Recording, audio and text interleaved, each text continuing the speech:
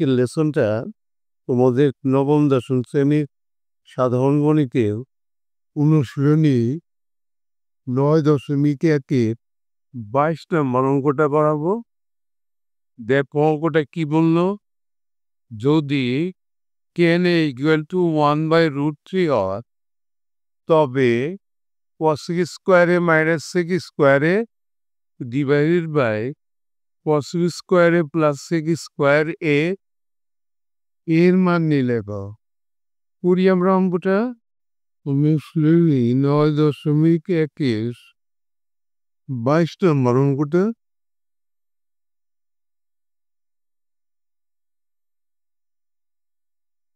যা আছে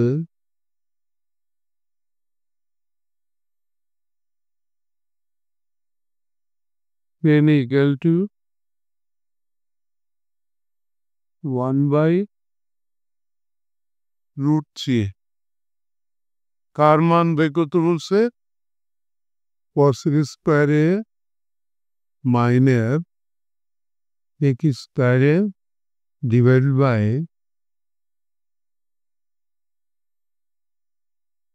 cos স্কোয়ারে প্লাস sec স্কোয়ারে এর মান নির্ণয় করতে বলছে। That means equal to what? এটা বের করতে বলা হলো। তাহলে এটা মান যেহেতু, তাহলে আমরা এখন ধরে করবো। তার আগে আমরা একটু কাজ করে নেব। n = এটা পাইছি, তাহলে আমরা n মানে 1/cos 1/3 এখন যদি গ্যাসটা কম করে দেই, সুতরাং cos ইকুয়াল টু √3 এই মানটা আমরা বের করে নিলাম। এই মানটা আমাদের লাগবে এই কারণে। আর এখানে আমরা দুইটা সূত্র লিখে রাখি যেটা দরকার পড়বে। cos square theta equal to 1 plus cot square theta. আর একটা সূত্র যেটা এই অঙ্কে ব্যবহৃত হবে,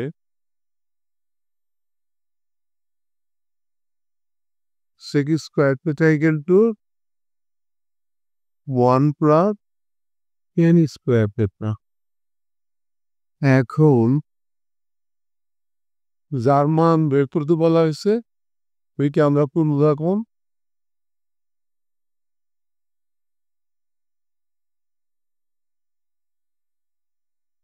cos স্কোয়ারে মাইনাস sec স্কোয়ারে আর নিচে cos স্কোয়ারে প্লাস sec স্কোয়ার। অঙ্কটা কিন্তু খুবই ইম্পর্টেন্ট, মাঝে মাঝে পরীক্ষা আসে। ইকুয়াল টু, এবার আমরা যে দুইটা সূত্র লিখে রাখছি সেই সূত্রটা বসাবো। cos স্কোয়ার মানে 1 প্লাস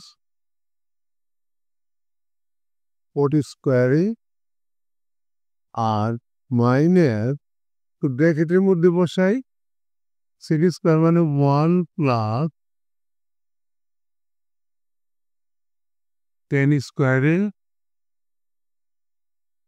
নিচে হতায় cos স্কোয়ার মানে 1 প্লাস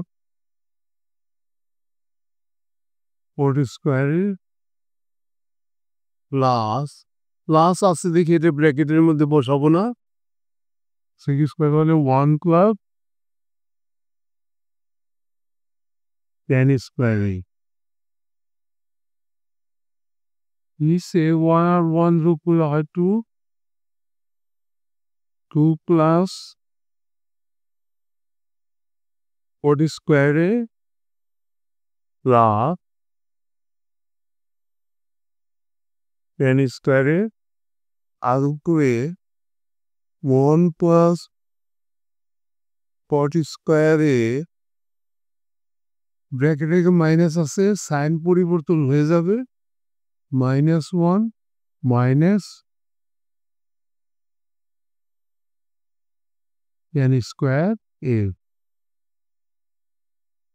এখন এই -1 আর এই +1 দুইটা কেটে দিলাম। এবার আমরা মানটা বসাই দিব।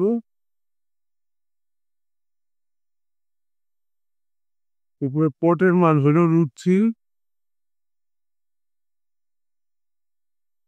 আমরা বের করে রাখছিলাম, আর 10 এর মান 1/√3 দেওয়া ছিল। নিচে প্লাস পটের মান √3 হোল স্কোয়ার প্লাস 10 এর মান 1/√2 হোল স্কোয়ার। ডাইন পাশে একটা দাঁড় দিয়ে বল দিয়ে করি আমরা সমান সমান